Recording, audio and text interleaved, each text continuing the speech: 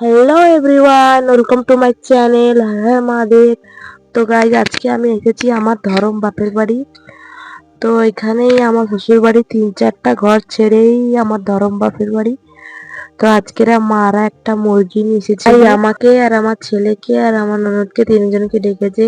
কেননা আমার শাশুড়ি শ্বশুর কেউ বাড়ি নেই, সবাই কাজে গিয়েছেন, বিকালে আসবে। তো আমরা এখানে চলে এসেছি সবাই।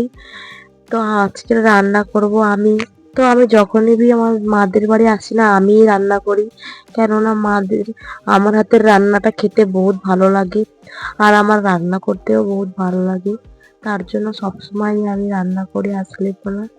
তো এখানে দেখুন আমার ননদ চলে এসেছে ছেলের জন্য একটা কুরকুরি নিয়ে। ছেলে খাবার খাবে বলছিল। আমার ননদ আর ছেলে এখানে খেলা করবে, তো আমি এখানে রান্না করব। তো গাইজ, আমার চিংড়ি মাছের মালাইকারিটা প্রায় হয়ে গেছে। তো এই কুকারে আমি চিকেনটাকে সেদ্ধ বসিয়ে দিয়েছি, কেননা দেশি মুরগি সিটি না দিলে সেদ্ধ হয় না। তো আমার মালাইকারিটা প্রায় হয়ে গেছে, তো আমি এটাকে নামিয়ে নেব। তো এখানে দেখুন, ছেলেকে আমার বাবা একটা গাড়ি দিয়েছে। ওরা মেলায় খেলার জিনিস, সারার জিনিস সব বিক্রি করে। তোর জন্য আমার কোনো দিন সারা জিনিসের অভাব হয় না। আর আমার ছেলে খেলার জিনিসে সবসময় গাড়ি আর আমার সারা জিনিস আমার মারা দেয়। তো গাইজ, এখানে ছেলে খেলা করছে আর আমি ওখানে রান্না করছিলাম, আর বাবা ছেলের সাথে খেলা করছিল দেখুন। তো গাইজ, এখানে তেলের উপরে আমি পেঁয়াজ দিয়ে দিয়েছি।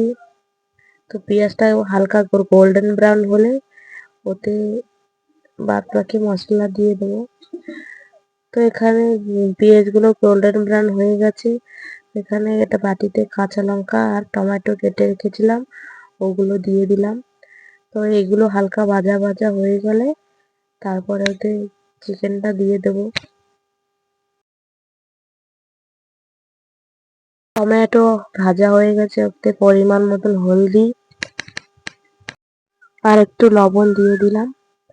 তারপরে এই যে মশলাগুলো গ্রাইন্ডারে বেটে রেখেছিলাম, তো এইগুলো দিয়ে দিলাম। তো এইসব দিয়ে এখন আমি এই সেদ্ধ করা চিকেনটা দিয়ে দেবো এর ভিতরে। তো গাইজ, আমি জল শুদ্ধ দিয়ে দিয়েছি, কেননা এই চিকেনটা বহুত শক্ত, বহুত শক্ত। কুকার তো সিটি মারা রাখবেই। আর একটা জল শুদ্ধ দেখুন গাইজ, সব জলগুলোও শুকিয়ে গেছে। তো চিকেনটা ভালো করে সেদ্ধ হয়ে গেছে, কষা হয়ে গেছে। তো এটাকে আর একটু কষা করে এতে তো গাইজ দেখুন, আমার রান্নাটা চাপিয়ে দিয়েছি। আর এই মাদের বাড়ি এত গরম কি আর বলার মতো না। এখানে আমার দাদার মেয়ে বসে বসে ফ্যানের বাতাস খাচ্ছে, আর আমি এখানে ওর সাইডেই বসেছিলাম। বাবা স্নান করে এসলে তাই খাবে।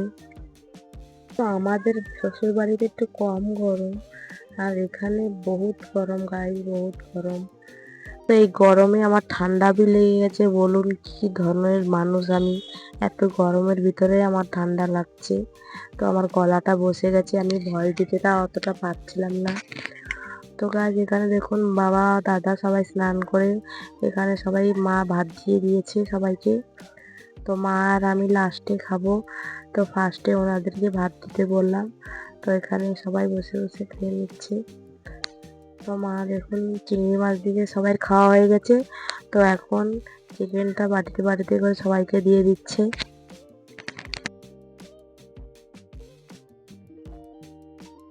আর আমার এই ছেলে দেখুন মোবাইল দেখে দেখে ওর পিসির সাইডে বসে বসে খাচ্ছে। সবাই খাওয়া দাওয়ার পরে মা আর আমি এখন খেতে বসে পড়েছি। খাওয়া দাওয়া হয়ে গেলে একটু বিশ্রাম করেই বিকালে বাড়ি চলে যাব। সো গাইস, ফাইনালি আমরা এখন আমাদের বাড়ি চলে এসেছি। ভিডিও এখন এখানে এন্ড করছি। দেখা হচ্ছে নেক্সট ব্লগে। টাটা।